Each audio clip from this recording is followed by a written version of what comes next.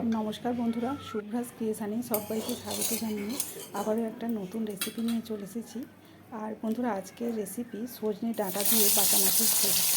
और प्रचुर गरम पड़ेছে এই সময় বাটা মাছের ঝোল সজনে ডাঁটা দিয়ে পেটটাও ভালো ঠান্ডা হবে আর শরীরের জন্য ভীষণ উপকারী।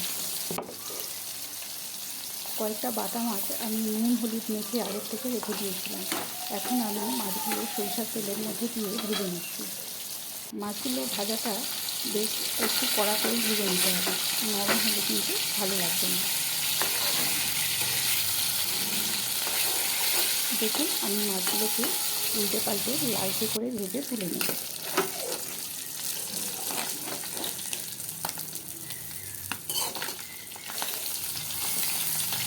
এক সাইড ভাজা হয়ে গিয়েছে, অপর সাইডটাও ভেজে নিচ্ছি।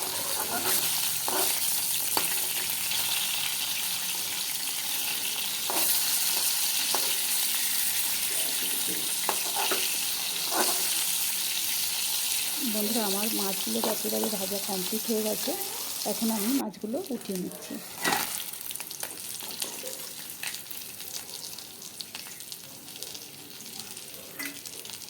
হ্যাঁ, মাছগুলো উঠিয়ে নিলাম। এখন আমি শিলনোড়ার মধ্যে কিনে নিয়েছি 3-4টে কাঁচা লঙ্কা আর নিয়েছি কালো সরিষা, যেটাকে আপনারা বা আমরা রাই সরিষা বলি, সেই রাই সরিষা নিয়েছি আর নিয়েছি কাঁচা লঙ্কা নিয়ে বেটে নিয়েছি। আমি 1 চামচ কালো সরিষা নিয়েছি, নিয়ে ওটা বেটে নিয়েছি।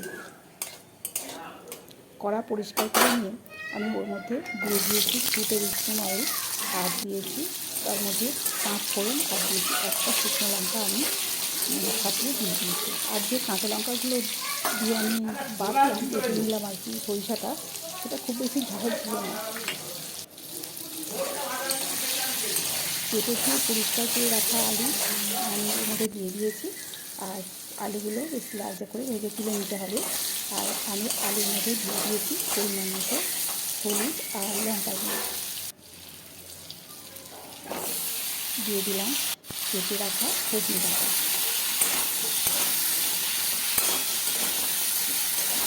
সজনে ডাঁটা দিয়ে একটু ভালো করে কষিয়ে নিচ্ছি। দিয়ে দিচ্ছি একটা বড় সাইজের টমেটো পেস্ট। এইভাবে আপনারা একবার বাড়িতে বানিয়ে দেখবেন, ভীষণ ভালো হয় খেতে।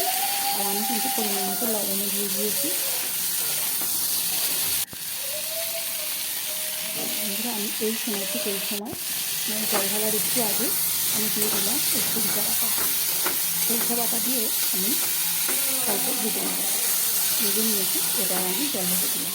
খুব বেশি ঝোল করবো না কিন্তু, আর ঝোলটা আমি মাখা মাখা করেই করবো। বেশি ঝোল ভালো লাগবে না, পাতলা হয়ে যাবে ঝোলটা। ঢাকা মুড়ে কিছুক্ষণ অপেক্ষা করব যতক্ষণ না আলুটা সিদ্ধ হয়ে যায়। আলু সজনে ডাঁটাগুলো সিদ্ধ হয়ে গেলে আমি উপর থেকে দিয়ে দিচ্ছি ভেজে রাখা মাছগুলো। বন্ধুরা দেখুন, মাছগুলো কিন্তু আমি এদিক ওদিক করে ঝোলের মধ্যে ডুবিয়ে দিয়েছি, যাতে করে ঝোলের মধ্যে সুন্দর একটা টেস্ট আসে। আর সজনে ডাঁটা দিলে তো ভীষণই ভালো একটা সুন্দর সেন্ট হয়। আর আমি ওর মধ্যে দিয়ে দিলাম পরিমাণ মতো চিনি। চিনি দিলে কিন্তু টেস্টটা আরও বেশি ভালো আসে, ব্যালেন্স হয়ে যায়। খুব বেশি ঝোল আমি করিনি, অল্প ঝোল করেছি। আর আমি এখন হয়ে গেছে, আমি নামিয়ে নিলাম। নামিয়ে একটা বাটির মধ্যে ঢেলে নিয়েছি। কেমন হয়েছে দেখুন। ভালো লাগলে সাবস্ক্রাইব করে আমার সাথেই থাকবেন।